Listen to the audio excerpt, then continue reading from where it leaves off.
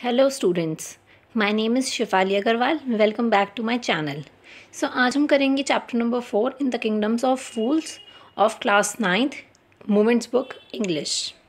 Okay, so हम ये chapter start करते हैं। In the kingdoms of fools, आपको इसकी चैप्टर के नाम से समझ आ रहा होगा कि हम किसकी बात करने वाले हैं। कि एक किंगडम है जहाँ पे सब फूल्स हैं, इडियट्स हैं।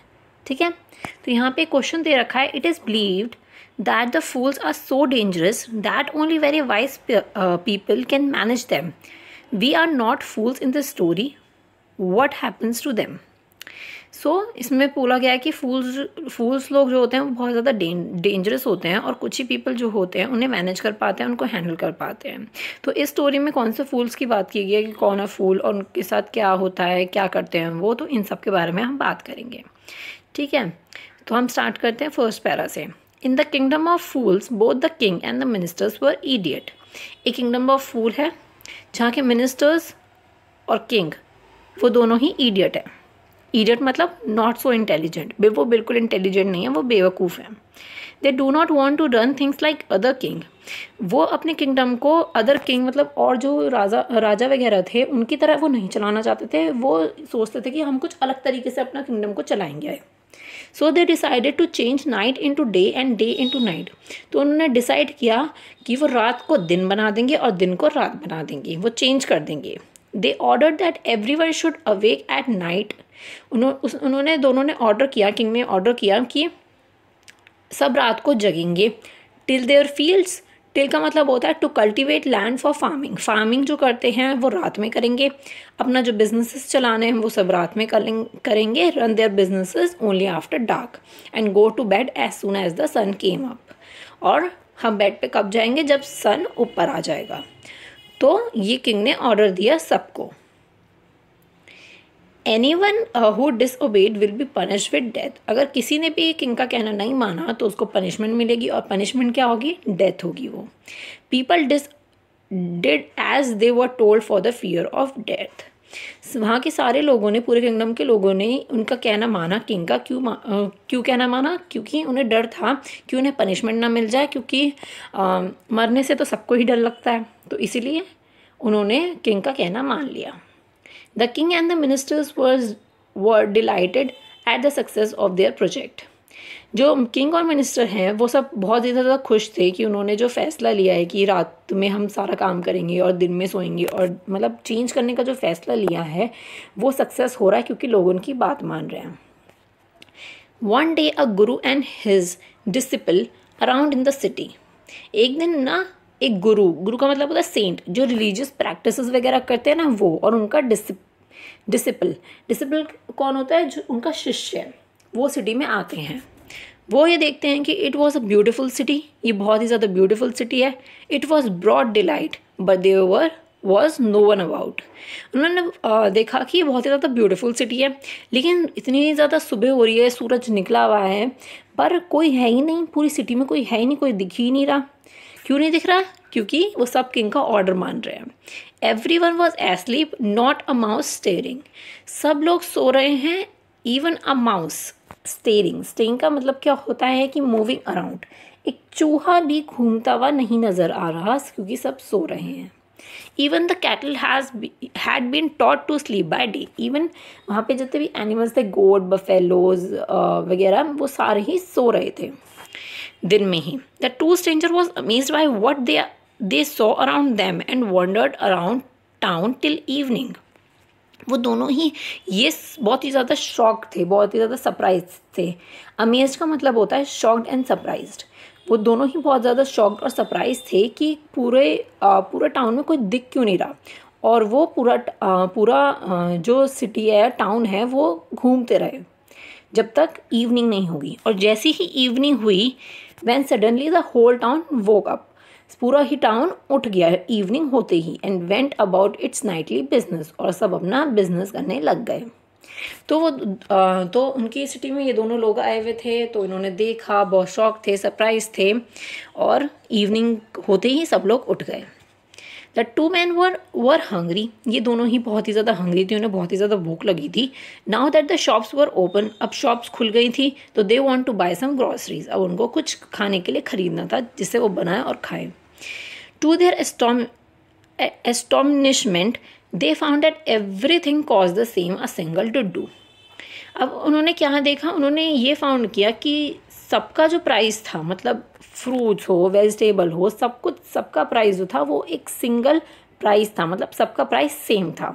डुड्डू का मतलब होता है कि money in Kannada language. Duddu का मतलब होता है कन्नड़ लैंग्वेज में पैसे को डुड्डू बोला जाता है। Whether they brought a measure of rice और a bunch of banana it cost a duddu. मतलब कि अगर वो कुछ राइस खरीद रहे हैं, चावल खरीद रहे हैं, या फिर बंच ऑफ बनानास केले वगैरह खरीद रहे हैं, तो उनका प्राइस सेम है, कोई भी डिफरेंस नहीं है प्राइस में। The guru and his disciple were dilated. गुरु और डिसिपल बहुत ही ज़्यादा खुश हुए। डिलाइटेड का मतलब हैप्पी हुए। They had never heard of anything like this. उन्होंने कभी भी ऐसा नहीं सुना था कि सारी ही चीज़ों का कॉस्ट जो है बिल्कुल सेम हो। They could bye all the foods they wanted for a rupees. 1 rupees, उस रुपीज़ में उन्होंने वो सब कुछ खरीद लिया जो भी उनको चाहिए था, जो भी उन्हें खाने के लिए चाहिए था। ठीक है। When they had cooked and eaten, जब उन्होंने उसे कुक किया और खाया, the Guru realized that this was a kingdom of fools। गुरु ने ये रियलाइज़ किया कि जो ये एक किंगडम्स ऑफ फूल है, and it would not be a good idea for them to stay there. और ये कोई गुड आइडिया नहीं है यहाँ पे रुकना। So there is no place for us, let's go, he said to his disciple. उसने अपने शिष्य को बोला कि चलो यहाँ से चलते हैं, ये कोई प्लेस नहीं है, यहाँ पे हम नहीं रुक सकते। But the disciple do not wants to leave the place. But disciple को, जो उनका शिष्य है, वो यहाँ से नहीं जाना चाहता था। वो क्यों नहीं जाना चाहता था? Because everything was cheap here, क्योंकि यहाँ पे सब कुछ बहुत ही ज़्यादा चीप था। All he wanted was a good and the cheap food. Disciple को क्या चाहिए था? एक अच्छा और चीप फूड चाहिए था। ठीक है। The Guru said There are all the fools. They are all fools. This would not last very long and you cannot tell what they will do to you next. So वो सब फूल हैं और हमें नहीं पता कि वो अब हमारे साथ क्या करेंगे। So इसीलिए यहाँ से चलते हैं। But the discipline would not let to the guru wisdom. लेकिन गुरु ने जो बहुत ही ज़्यादा अच्छी बात की थी, इतनी बुद्धिमानी वाली बात की थी, लेकिन डिसिपल जो था वो सुनना ही नहीं चाहता था। ही वॉन्ट टू स्टे, वो वहाँ पर रुकना चाहता था। गुरु जो थे उन्होंने फाइनली गिव अप कर दिया, उसे बहुत समझाने की कोशिश करी, और वो do what you want, I am going and left. और वो ये बोल के डिसिपल को चले गए कि मैं यहाँ से जा रहा हूँ। ठीक है। और वो चले गए।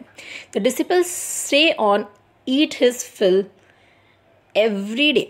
अब डिसिप्लिन क्या करता था? डिसिप्लिन वहीं रुक गया और फिर हर रोज़ वो अपनी भूख मिटाता रहता था, अच्छी अच्छी चीज़ें खाता था। और कौन सी चीज़ें खाता था? बनानास, घी, राइस, वीट, ये सारी चीज़ें वो रोज़ खाता था। एंड ग्रू, और वो बिल्कुल फैट हो गया था, like a street side scared bull की तरह। वो बहुत ही ज़्यादा मोटा हो गया था, क्योंकि घी खा रहा है, बनानास खा रहा है, राइस खा रहा है, वीट खा रहा है, रोज़ खा रहा है, तो इसलिए वो बहुत मोटा हो गया था। One bright day a thief broke into a rich merchant house। एक दिन क्या हुआ कि एक चोर आ गया एक रिच मर्चेंट के हाउस में। He had made a hole in the wall and sneaked in। अब उस चोर ने क्या किया? उसने ना उसके घर का जो वॉल थी वहाँ पर एक होल बनाया और उसने एंटर करने की कोशिश की। स्नीक का मतलब होता है enter. And has he was carrying out his loot, जिससे वो लूट सके। And the wall of the house collapsed on his head. और वॉल क्या हुआ? वॉल एकदम से जैसे ही वो एंटर किया वो उसके ऊपर गिर गई, उसके सर के ऊपर, और वो उसी स्पॉट पे मर गया। Kill him on the spot, वो उसी स्पॉट पे मर गया। His brother ran to the king and complained, Your Highness, when my brother was pursuing his Asian trade, a wall fall on him and killed him। अब thief का चोर का जो भाई था वो आ गया। अब वो गया किंग के पास, उसने किया कंप्लेन कि मेरा भाई अपना एशियन ट्रेड फॉलो कर रहा था। उनका एशियन ट्रेड क्या था? चोरी करना। तो वो जो हमारा एशियन ट्रेड था चोरी करने का, और वो कर रहा था। फिर क्या हुआ? वो चोरी कर रहा था और उसके ऊपर वॉल गिर गई और वो मर गया। This merchant is to blame. ये मर्चेंट जो है इसने मेरे भाई को मारा है, उसने ऐसे ब्लेम उस पर लगाया। He should have built a good and a strong wall. उसने बोला कि उसको एक अच्छी और स्ट्रॉन्ग वॉल बनानी चाहिए थी। You must punish the wrong do and compensate the family for this injustice. उसने बोला कि उसको एक अच्छी और स्ट्रॉन्ग वॉल बनानी चाहिए थी। उसने बोला कि आप इसको पनिश करो जिसने मेरे भाई के साथ गलत किया है, और मेरी फैमिली को कंपनसेट भी करो, सज़ा दो इसे। तो उसके भाई ने जो थीफ था उसने चोरी की, अब वो स्पॉट पे मर गया क्योंकि वॉल गिर गई। और उसका भाई बोलता है कि मर्चेंट की गलती थी, उसने स्ट्रॉन्ग वॉल नहीं बनाई है। ठीक है, आगे बढ़ते हैं। The king said justice will be done, don't worry, and at once call the owner of the house. Summon का मतलब होता है कॉल करना। ठीक है, किंग ने बोला कि जस्टिस होगा, तुम चिंता मत करो, और उसने जो मर्चेंट था, जो ओनर था उस घर का, उसको बुलाया। ठीक है, आगे बढ़ते हैं। वेन द मर्चेंट अराइव्ड, जब मर्चेंट आ गया, किंग ने उससे क्वेश्चन किया। The king question him, what is your name, तुम्हारा नाम क्या है। Such and such your highness, इसमें मर्चेंट का नाम नहीं दे रखा, इसने बोला कि सच और सच हाइनेस। ठीक है, were you at home when the dead man burn your house, तुम कहाँ पे थे, क्या तुम घर पर थे जब वो उसके ऊपर दीवार गिर गई, जब वो घुसने की कोशिश कर रहा था इलीगली, तो क्या तुम घर में थे। But yes my lord, he broke in and the wall was weak, it fall on him. हाँ मैं घर पे था, मर्चेंट ने बोला हाँ मैं घर पे था माई लॉर्ड, और दीवार बहुत ही ज़्यादा कमज़ोर थी, इसीलिए वो उसके ऊपर गिर गई। The accused please guilty, your wall killed this man brother and you have murdered a man, we have to punish you. अब किंग बोलता है कि तुमने इसके भाई को मार दिया है, तुमने मर्डर किया है, अब तुम्हें पनिशमेंट मिलेगी। सो अब मर्चेंट क्या बोलता है, लॉर्ड, हेल्पलेस मर्चेंट बोलता है, Lord I don't put up the wall, it's really the fault of the man who build the wall, he do not build it right, you should punish him. So merchant क्या बोलता है कि ये wall मैंने नहीं बनाई है, तो इसीलिए ये मेरी गलती नहीं है, गलती उसकी है जिसने ये वॉल बनाई है।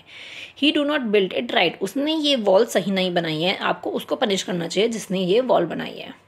सो किंग पूछते हैं हु इज़ दैट, तो मर्चेंट दोबारा बोलता है my Lord this wall was build in my father's time, ये मेरे फादर के टाइम पर ये वॉल बनी थी। आई न्यू द मैन, मैं उस आदमी को जानता हूँ जिसने ये वॉल बनाई थी। He is an old man now, he lives near by, और मैं उस आदमी को जानता हूँ और अब वो ओल्ड हो गया है और वो यहीं पे ही रहता है, थोड़ी दूरी पर ही रहता है, नियर बाय रहता है। The king send out the messengers to bring in the bricklayer who had build the wall. King जो है अपने मैसेंजर्स को भेजते हैं और वो ब्रिक लेयर को बुलाते हैं। अब ब्रिक लेयर कौन होता है, अब ब्रिक लेयर होता है a person who lay the bricks and build the wall, जिसने वो वॉल बनाई थी, जिसने वो ब्रिक्स रखे थे। ठीक है, तो अब उनको उसको लेने के लिए भेज देता है। They brought him tied hand at foot, उसको लेके आते हैं, उसके हाथ बंधे होते हैं और पैर भी बंधे होते हैं। तो किंग बोलते हैं you there, do you build this man wall in his father's time, क्या तुमने इस आदमी की वॉल बनाई थी इसके फादर्स के टाइम में। तो वो बोलता है yes my lord, brick layer बोलता है कि yes my lord I did, मैंने वॉल बनाई थी। किंग बोलते हैं what kind of wall is that you build, ये किस तरह की वॉल थी ये जो तुमने बनाई है। ये एक पुअर मैन के ऊपर गिर गई और वो मर गया। You have murdered him, we have to punish you by death, तुमने उसको मारा है, अब तुम्हें पनिशमेंट मिलेगी, डेथ मिलेगी। ठीक है, before the king could order the execution the poor bricklayer please listen to me before you give your orders. अब किंग जो है अपना एग्जीक्यूशन का ऑर्डर देने ही वाले थे कि तुम इसको पनिशमेंट दे दो, इसको मार दो, देने ही वाले थे, एकदम से ब्रिकलेयर जो है ना बोलता है कि प्लीज़ आप मेरी एक बार सुन लीजिए ऑर्डर देने से पहले। अब वो बोलता है it's true I build this wall, it was no good but that was because my mind was not on it. अब ब्रिकलेयर बोलता है कि हाँ ये सच है, ये मैंने वॉल बनाई है, लेकिन ये अच्छी नहीं बनी है क्योंकि मेरा माइंड उस समय ध्यान नहीं था, मतलब मेरा वॉल बनाने पर, इसीलिए मैं अच्छी नहीं बना पाया। I remember very well a dancing girl who were going up and down that street all day with his ankle jingling. अब इसमें वो बोलता है कि मुझे याद है कि मैं वॉल क्यों नहीं ध्यान से बना पा रहा था, क्योंकि एक डांसिंग गर्ल थी जो कि बार बार स्ट्रीट में आ जा रही थी, उसने जो पायल पहनी थी उसकी झिंगलिंग, जो घुंघरूओं की आवाज़ होती है, उसकी वजह से मैं डिस्ट्रैक्ट हो रहा था और इसीलिए मेरा वॉल बनाने पर ध्यान नहीं था। And I could not keep my eyes or my mind on the wall I was building, और मेरी आइज़ जो थी और जो मेरा माइंड था वो वॉल पर नहीं था जब मैं बना रहा था, क्योंकि उसकी पायल की आवाज़ मुझे परेशान कर रही थी। You must get that dancing girl, I knew where she live. वो बोलता है कि आपको उस डांसिंग गर्ल को बुलाना चाहिए, मुझे पता है कि वो कहाँ रहती है। सो अब किंग बोलते हैं you are right, the case deepens. King बोलते हैं कि हाँ तुम सही बोल रहे हो, ये केस बहुत ही ज़्यादा डीपन होता जा रहा है, मतलब गहरा होता जा रहा है। We must look in to it is not easy to जज as such complicated cases, let get that dancer where she is. So अब किंग अपनी थोड़ी सी तारीफ़ करते हैं कि ये केस इतना ज़्यादा डीपन होता जा रहा है। सो इस कॉम्प्लिकेटेड केस को ऐसे जज करना इतना भी आसान नहीं होता, सबके बस की बात नहीं होती। तो वो थोड़ी सी अपनी तारीफ़ कर रहे हैं, पर वो बहुत ही ज़्यादा इडियट है। अब कैसे इडियट है वो भी मैं आपको बता देती हूँ। अब वो जो मर्चेंट के घर में तो वो चोरी करने आया था, अब वो मर गया, उसकी पनिशमेंट मर्चेंट को मिल रही है। मतलब मर्चेंट ने तो ब्लेम कर दिया ब्रिकलेयर पे, अब ब्रिकलेयर ने डांसिंग गर्ल पे कर दिया है, पर लेकिन ये केस बनता ही नहीं है क्योंकि वो चोर था, है ना। सब आगे पढ़ते हैं। अब डांसिंग गर्ल आती है, तो अब क्या होता है।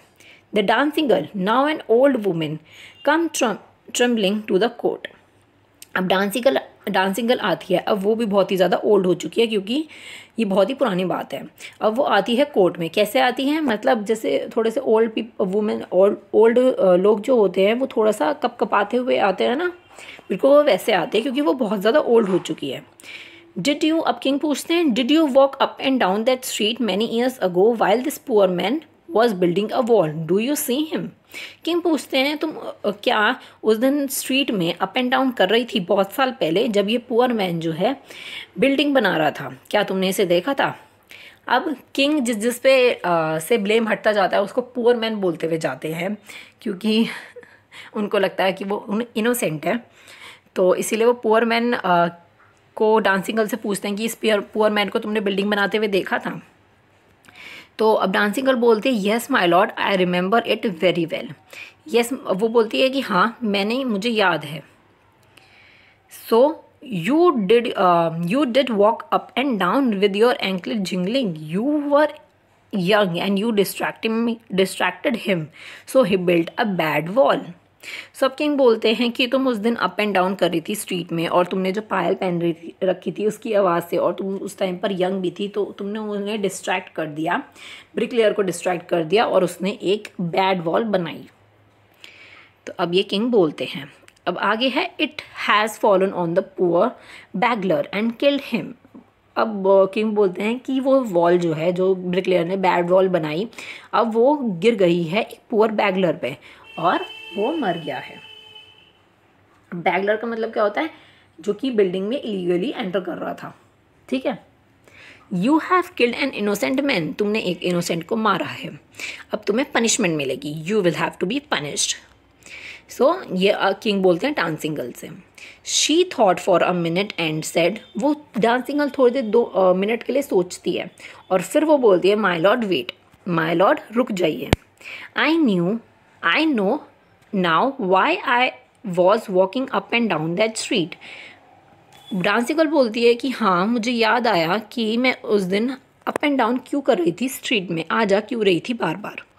आई had give some gold to the gold smith to make some jewellery for me, मैंने कुछ गोल्ड दे रखा था गोल्ड स्मिथ को मेरे लिए ज्वेलरी बनाने के लिए, मैंने थोड़ा सा गोल्ड दिया था जिससे गोल्ड स्मिथ मेरे लिए ज्वेलरी बना दे।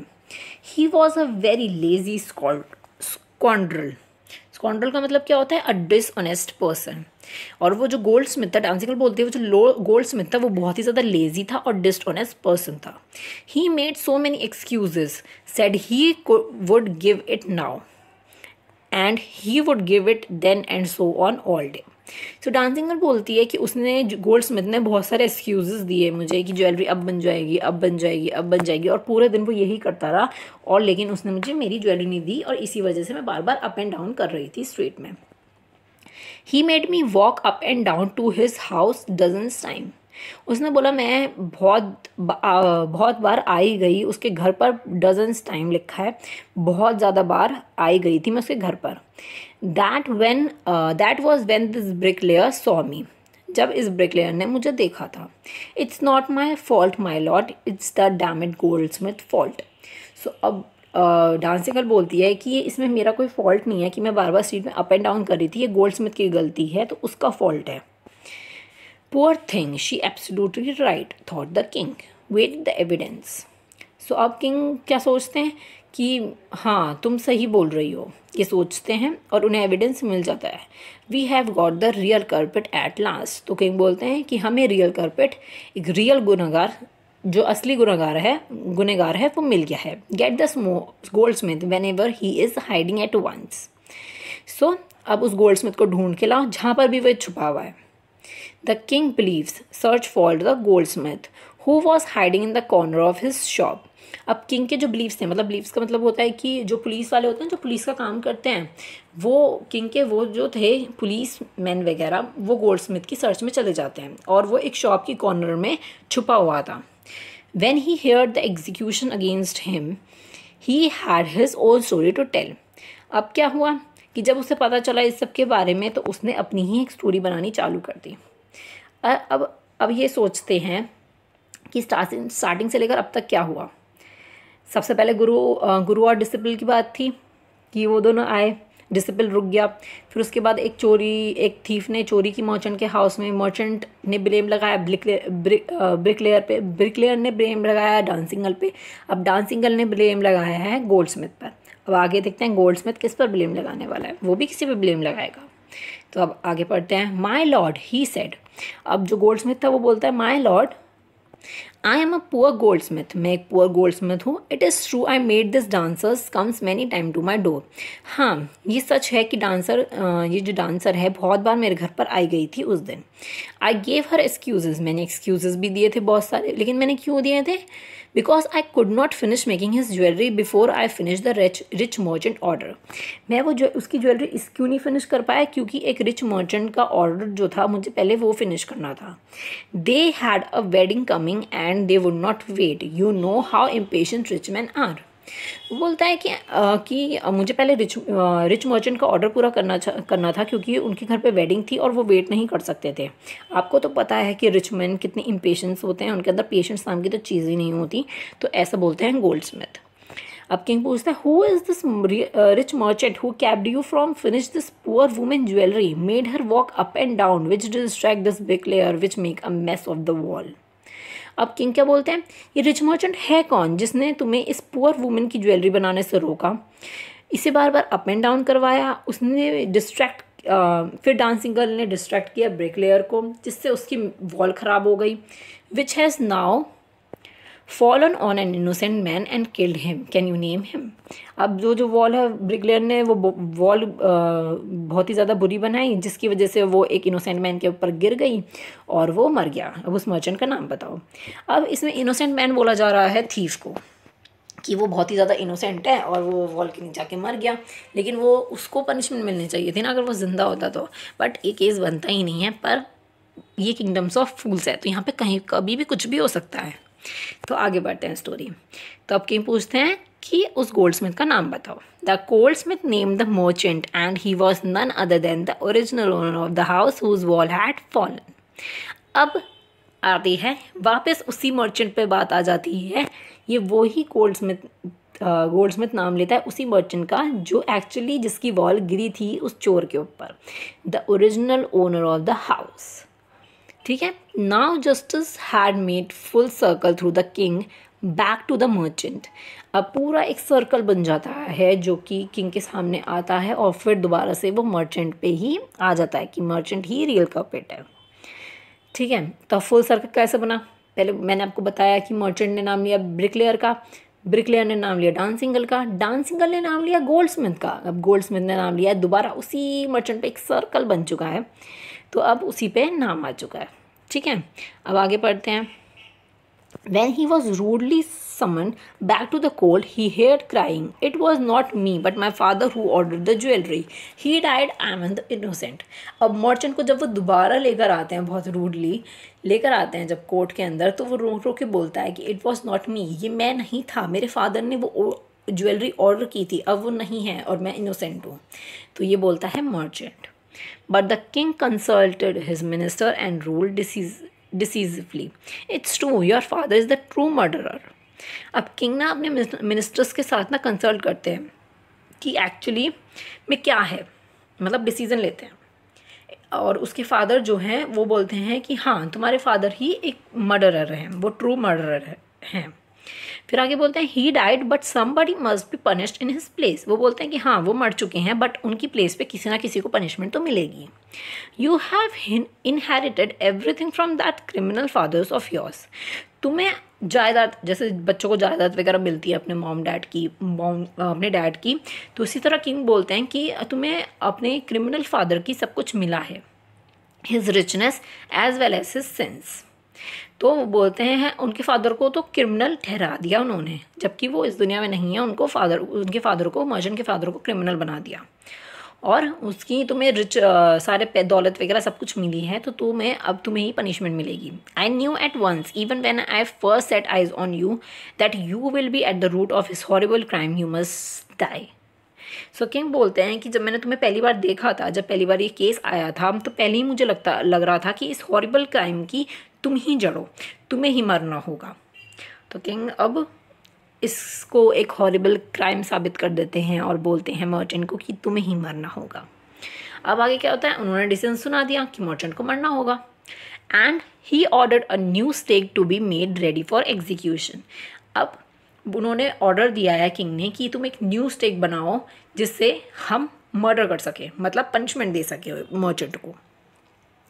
अब न्यू स्टेक क्या है? स्टेक का मतलब होता है एक शार्प, एक पॉइंटेड तीर जैसा कुछ होता है जो जिससे कि ये पनिशमेंट देंगे डेथ की।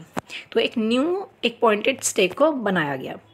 As the servant sharp the stake and got it ready for the final impalement of the criminal, it occurred to the minister that the rich merchant was somehow too thin to be properly executed on the stake. अब क्या बोलते हैं, servant जो है उसकी वो जो stake है उसको शार्प करने में लगे पड़े हैं और वो रेडी कर रहे हैं जिससे क्रिमिनल को सज़ा दे सके। अब मिनिस्टर के सामने जो रिच मर्चेंट है वो बहुत ही ज़्यादा पतला था। अब जो स्टेक है वो इतनी ज़्यादा पैनी है तो वो प्रॉपरली एग्जीक्यूट नहीं हो पाती, मतलब प्रॉपरली उससे मर्चेंट मर नहीं पाता। जो रिच मर्चेंट था वो मर नहीं पाता क्योंकि वो नई स्टेक थी, तो उसके लिए उनको एक मोटा आदमी चाहिए था, लेकिन मर्चेंट जो था वो बहुत ही ज़्यादा पतला था। He appeal to the king common sense, the king is too worried about it. अब जो स्टेक कर रहा था, सर्वेंट जो उनका स्टेक पूरा कर रहा था, अब किंग ने जो कॉमन सेंस लगाई और अब उनके सामने ये बहुत ही ज़्यादा चिंता की बात थी कि अब क्या करा जाए, क्योंकि स्टेक से जो है वो एग्जीक्यूशन प्रॉपरली नहीं हो पाता। अब उसके लिए उनको थोड़ा मोटा आदमी चाहिए होगा, पतले से तो नहीं होने वाला, पतले पे जो मर्चेंट जो पतला है उस पर एग्जीक्यूशन नहीं होने वाला। तो ये बहुत ही ज़्यादा चिंता की बात थी वहाँ पे। अब आगे बढ़ते हैं। वेल शेल वी डू, अब हम क्या करें, किंग ने बोला। When suddenly it struck him that all they needed to do was to find a fat enough to fit the stake, fat man to fit the stake. अब उन्होंने एकदम suddenly से किंग के माइंड में आया कि हमें एक मोटे आदमी को ढूंढना चाहिए जो इस स्टेक में फिट हो सके। The servants were immediately send all over the town looking for the man who will fit the stake. अब उनके जो सर्वेंट थे वो जल्दी से चले गए पूरे टाउन में देखने के लिए एक मोटे आदमी को कि वो स्टेक पे फिट हो सके। And their eyes fall on the disciple who had fattened himself for the month on bananas, rice, wheat and ghee. अब उनके सर्वेंट्स की आंखें जाती हैं, नज़रें जाती हैं उस डिसिपल पे, जो कि अब डिसिपल के वही वाला डिसिपल है जो हमने स्टोरी की स्टार्टिंग में बात की थी, गुरु और उनके शिष्य की। तो उनका जो शिष्य था वो रुक गया था और वो वहाँ पे बहुत मंत्र वहाँ पे रहा और बनाना, राइस, व्हीट, घी और ये सब खाता रहा, जिसकी वजह से बहुत ही ज़्यादा मोटा हो गया था और उनकी सर्वेंट की नज़र उस पर चली गई। What have I did wrong? I am innocent. I am a सन्यासी, he cried. अब उसके सर्वेंट जब उसको ले जाने लग गए तो वो बोलता है कि मैंने क्या गलत किया है, मैं इनोसेंट हूँ, मैं एक सन्यासी हूँ। अब उसके जो सर्वेंट थे वो बोलते हैं हाँ ये सच है, पर ये हमारे royal decree that we could find a man fat enough to fit the stake, they said. तो सर्वेंट्स क्या बोलते हैं कि हमारे किंग का ऑर्डर है, मतलब रॉयल किंग का ऑर्डर है कि एक फैट मैन को लेकर आए जिससे हम एग्जीक्यूशन कर पाए स्टेक का, जो एक फैट मैन फिट हो सके स्टेक पे। सो अब वो जब उसको ले जाने लग गए तो उसको ही रिमेंबर रिमेंबर्ड हिज वाइज गुरु वर्ड्स, अब उसको अपने गुरु के वो वर्ड्स याद आने लग गए। कौन से वर्ड्स याद आने लग गए? This is the city of fool, you do not know what they will do next. तो ये जो लाइन थी जो गुरु ने बोली थी जब उसको वो समझा रहे थे कि ये सिटी में नहीं पता हमें कब क्या हो जाए, किंगडम ऑफ फूल की सिटी है, यहाँ पे सारे फूल्स हैं, हमें नहीं पता कि आगे क्या हो जाए। तो ये वर्ड्स उसको जब याद आने लग गए। While he was waiting for the death, he prayed to his guru in his heart, asking him to hear his cry whenever he was. तो अब डिसिपल जो था वो वेट कर रहा था जब अपनी डेथ की, तो वो अपने दिल में प्रे कर रहा था अपने गुरु से कि उसकी रोने की आवाज़ वो सुन ले और वो यहाँ पर आ जाए। The Guru saw everything in the vision, और गुरु जो थे वो बहुत ही ज़्यादा सन्यासी टाइप्स थे, वो दूर दूर का देख लेते थे, पास्ट फ्यूचर वो सब कुछ देख लेते थे। He had magical power, he could see far and he could see the future as he could see the present and the past. अब जो गुरु जो है वो उनके पास मैजिकल पावर थी, वो फ्यूचर भी देख सकते थे, प्रेजेंट भी देख सकते थे और पास्ट भी देख सकते थे। तो वो बहुत ही ज़्यादा पहुँचे हुए गुरु थे। He arrived at once to save his disciple who had got himself into such a scrape through a love of food. अब उन्होंने ये सब कुछ देख लिया था कि क्या हो रहा है उनके शिष्य के साथ, तो वो वहाँ पे पहुँच गए और उन्होंने उनका जो शिष्य है जिसने फूड की लालच में जो यहाँ पे फंस गया था, तो उसको बचाने के लिए वो आ गए। As soon he arrived, he scolded the discipline and told him something in a whisper. जैसे ही वो पहुँचे उन्होंने एकदम से डिसिपल को थोड़ा सा साइड में ले गए और उसके कान में कुछ विस्पर करने लगे, मतलब गुनगुना, उसके कान में ना कुछ गुस्सू फुसू करने लगे। खुसर फुसर होता है ना कि कान में कर रहे हैं जाके छुप छुप की बहुत ही मंदी मंदी आवाज़ में वो। Then he went to the king and addressed him, O wise of king, who is the greater, the guru or the discipline? So वो किंग के अब गुरु जो हैं खुसर फुसर हो गए उनके बीच, ठीक है। अब गुरु किंग के पास जाते हैं और वो उनको बोलते हैं कि ओ वाइज ऑफ किंग, कि अब किंग को बोलते हैं कि हु इज़ ग्रेटर, गुरु और द डिसिपल, कौन बड़ा होता है, गुरु बड़ा होता है या डिसिपल बड़ा होता है? तो किंग बोलते हैं ऑफ कोर्स गुरु बड़ा होता है, इसमें तो कोई डाउट ही नहीं है, पर ये तुम पूछ क्यों रहे हो? तो ये किंग ये बोलते हैं। अब गुरु बोलते हैं कि then put me to the stake first, put my disciple to death after me. अब गुरु बोलते हैं कि स्टेक पर पहले आप मुझे मारो, फिर उसके बाद मेरे डिसिपल, मेरा जो शिष्य है उसको मारना, पहले मैं मरूंगा और फिर वो मरेगा। तो ये चीज़ गुरुजी बोलते हैं, ठीक है। तो अब उनके बीच जो खुसर पुसर हुई थी वो यही खुसर पुसर हुई थी। अब आगे आपको और पता चलेगा कि एक्चुअली ये गुरुजी मरना क्यों चाहते हैं।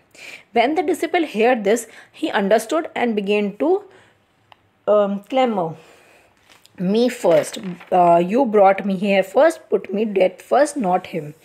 अब क्लैमर का मतलब होता है टू इंसिस्ट ऑन समथिंग, ठीक है। अब डिसिप्लिन को सब कुछ समझ आ गया था कि क्या प्लान है एक्चुअली, जो खुसर पुसर हुई थी वो सब कुछ समझ आ गई। और क्लैमर का मतलब होता है इंसिस्ट करना किसी चीज़ के लिए।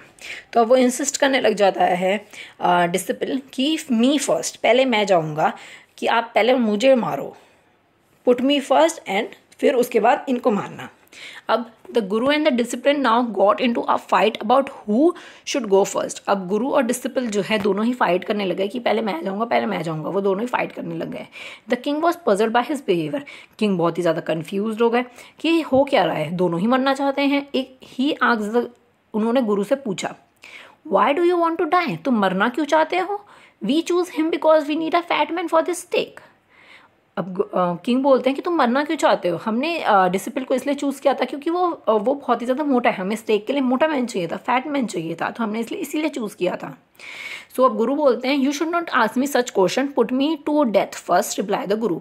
अब गुरु बोलते हैं कि अब ये क्वेश्चन मुझसे मत पूछो, आप मुझे पहले स्टेक पर मारो, मतलब उससे मारो मुझे, पहले आप मुझे डेथ दो फिर इसको देना।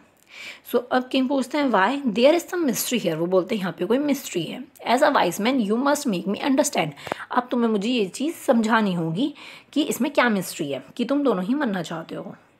फिर आगे होता है will you promise me to put me to death if I tell you, आज द गुरु। अब गुरु किंग से पूछते हैं कि आप मुझे प्रॉमिस करो, आप पहले ही मुझे ही मारोगे अगर मैं आपको बता देता हूँ तो, ठीक है।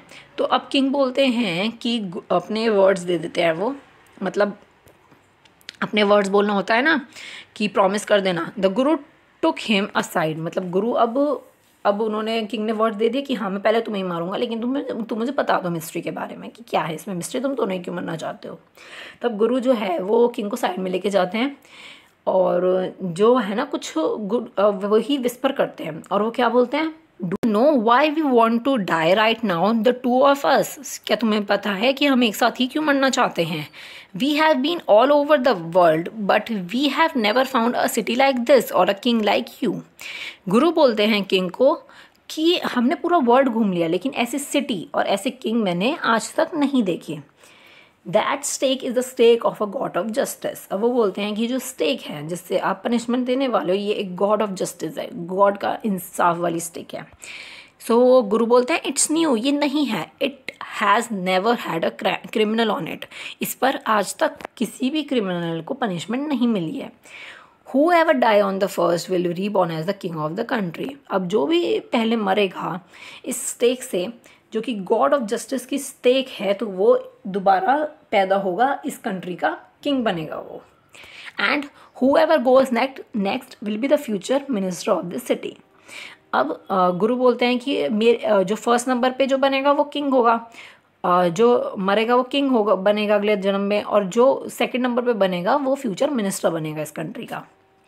ठीक है, तो गुरु बोलते हैं we are sick of our ascetic life, हम बहुत ही ज़्यादा परेशान हो गए हैं इस अपनी ये गुरु वाली और शिष्य वाली लाइफ से, तो इसीलिए हम दोनों बनना चाहते हैं और अगले जन्म में किंग और मिनिस्टर बनना चाहते हैं। It would be nice to enjoy our self as a king और मिनिस्टर फॉर अ वाइल, और ये बहुत ही ज़्यादा इन्जॉय करेंगे हम किंग और मिनिस्टर बन के अगले जन्म में रीबॉर्न करके। Now keep your words my lord and put us to the death, me first remember. So अब गुरु बोलते हैं किंग से कि आपको अपने वर्ड्स याद है ना, आप पहले मुझे मारने वाले हो, आपको याद है ना। तो ये बोल देते हैं गुरु। तो अब खुसर पुसर जो हुई थी, विस्पर जो हुई थी गुरु और डिसिपल के बीच में, वो यही होती कि इन दोनों जो गुरु है वो उसको सेफ कैसे करे। तो उस गुरु ने अपना माइंड यूज़ करा और ये कहानी बनाई। अब देखते हैं कि किंग इस पर क्या डिसीजन लेते हैं, क्या वो गुरु को मार देंगे पहले, क्या उसको अगले जन्म में मिनिस्टर बनने देंगे। ऑफ कोर्स ये तो कोई भी पागल समझ जाएगा कि वो सब झूठ बोल रहे हैं, लेकिन किंग तो खुद ही इडियट है। तो देखते हैं किंग का डिसीजन क्या होता है। The king was now throw into a deep thought, he did not want to lose the kingdom to someone else in the next round of life. अब किंग जो है एक डीप थाट में चले जाते हैं, वो बहुत ज़्यादा सोचते हैं और वो यही सोचते हैं कि हम अपना किंगडम को लूज़ नहीं कर सकते, अगले जब हमारा दोबारा से फ्यूचर किंग हम जब बनेंगे तो हम अपना किंगडम को लॉस नहीं कर सकते, हमें अगले जन्म में भी किंग ही बनना है इसी कंट्री का। ही नीडेड टाइम, उन्होंने बोला कि मुझे टाइम की ज़रूरत है। So he ordered the execution postpone to the next day and talked in the secret with his minister. अब वो ये बोल देते हैं वहाँ पे कोर्ट में कि मुझे टाइम की ज़रूरत है, और ये ऑर्डर दे देते हैं कि एग्जीक्यूशन जो होगा वो पोस्टपोन कर दिया गया है और अगले दिन होगा। और अब वो कोर्ट के बाद वो सीक्रेटली मिनिस्टर्स के साथ, अपना जो मिनिस्टर था उसके साथ डिस्कस करते हैं secretly. It is not right for us to give our kingdom to other in the next life. अब जो किंग और मिनिस्टर के बीच डिस्कशन हो रहा है कि किंगडम हम नेक्स्ट लाइफ में इन्हें नहीं दे सकते गुरु और डिसिपल को। Let's go on the stake our self, हम स्टेक पर खुद ही मर जाते हैं, पहले मैं मरूंगा फिर तुम बनना किंग और minister. We will be born as a king और द मिनिस्टर अगेन, हम अगले जन्म में भी किंग और मिनिस्टर ही रहेंगे इसी कंट्री के, इसी किंगडम के। तो holy man do not tell lie he said and the ministers agree. King बोलते हैं कि ये जो रिलीजियस प्रैक्टिसेस करते हैं, जो होली मैन होते हैं, गुरु सेंट वगैरह होते हैं, तो ये झूठ नहीं बोलते हैं ये, और मिनिस्टर्स पे एग्री भी करते हैं। अब देखो किंग कितना बड़ा इडियट है, मिनिस्टर भी कितना बड़ा इडियट है, क्या ये सच हो सकता है? फ्यूचर का किसको क्या पता है ना। तो ये तो खुद ही इडियट्स हैं। तो गुरु और ने ये प्लान बनाया, गुरु और उनके शिष्य ने ये प्लान बनाया। सो आगे हैं सो ही टोल्ड द एग्जीक्यूटनर, जो भी पनिशमेंट देता है, he will send the criminal to night, वो बोलते हैं कि हम आज ही रात क्रिमिनल्स को भेजेंगे। When the first man come to you put him to the death first, वो बोलते हैं कि जो भी पहला आदमी आएगा उसको पहले डेथ देना, उसको पनिशमेंट देना पहले। Then do the same to the second man, और जब दूसरा मैन आएगा, दूसरा आदमी आएगा, तो उसके साथ भी बिल्कुल सेम ऐसे ही करना। वो बोलते हैं कि दोज आर माई ऑर्डर्स, ये मेरे ऑर्डर्स हैं। Do not make any mistake, मतलब कोई भी गलती मत करना, जो पहले नंबर पे है उसको पहले मारना, फिर जो दूसरे नंबर पे है उसको दूसरे उसमें मारना। तो ये वो किंग का ऑर्डर था। That night the king and the minister went secretly to the prison, release the guru and disciple, disguise themselves as two and as arranged beforehand with the loyal servant were taken to the stake and promptly executed. अब उस रात क्या होता है, king और minister जो होते हैं वहाँ जेल जो होती है जिसमें गुरु और डिसिप्लिन को रखा जाता है, वहाँ पे सीक्रेटली जाते हैं और गुरु और डिसिप्लिन को छोड़ देते हैं और ख़ुद उनका भेष बनाकर वो सर्वेंट्स के साथ चले जाते हैं स्टेक पर मरने के लिए। और क्या होता है, वो प्रॉपरली एग्जीक्यूट भी हो जाता है, मतलब कि उनको सज़ा मिल गई, किंग और मिनिस्टर को सज़ा मिल गई और वो मर गए, तो एग्जीक्यूट हो जाती है वो स्टेक। ठीक है, अब आगे क्या बोला गया है कि when the bodies were taken down to the throne to crow and vulture the people panic। जब जो पनिशमेंट की जो बॉडीज़ होती है, जो उनकी बॉडीज़ थी वो क्रो और वल्चर को फेंकी जाती है कि वो लोग खा लेंगे, और जब वो बॉडीज़ देखते हैं तो लोग बहुत ही ज़्यादा पैनिक करने लग जाते हैं। क्यों पैनिक करने लग जाते हैं? ऑफकोर्स किंग और मिनिस्टर उनका ऐसे मरी हुई उनकी बॉडीज़ मिली, जबकि पनिशमेंट किसी और को मिलनी थी, तो पैनिक हो जाते हैं वो। They saw before them the dead bodies of the king and the minister। उन्होंने जैसे ही किंग और मिनिस्टर की बॉडी देखी तो वो पैनिक करने लगे। The city was in confusion। और सिटी में जितने भी लोग थे वो सब बहुत ही ज़्यादा कन्फ्यूज थे कि किंग और मिनिस्टर की बॉडी मिली है, ये लोग कैसे मर गए। All the night they mourned and discussed the future of the kingdom। और पूरी रात वो जगह, कोई भी नहीं सोया और वो फ्यूचर का डिस्कस करने लगे कि हमारे किंगडम का क्या होगा future. Some people suddenly thought of the guru and the disciple and caught up with them as they were preparing to leave the town unnoticedly। कुछ पीपल लोगों ने सडनली गुरु और डिसिपल को याद किया और उन्हें पकड़ लिया जबकि वो अननोटिसली टाउन को छोड़ के जाने वाले थे। सो अब उन्होंने गुरु और डिसिपल को पकड़ लिया है लोगों ने, तो अब वो उनसे क्या बोलते हैं, we people need a king और अ किंग और अ मिनिस्टर सेड समवन।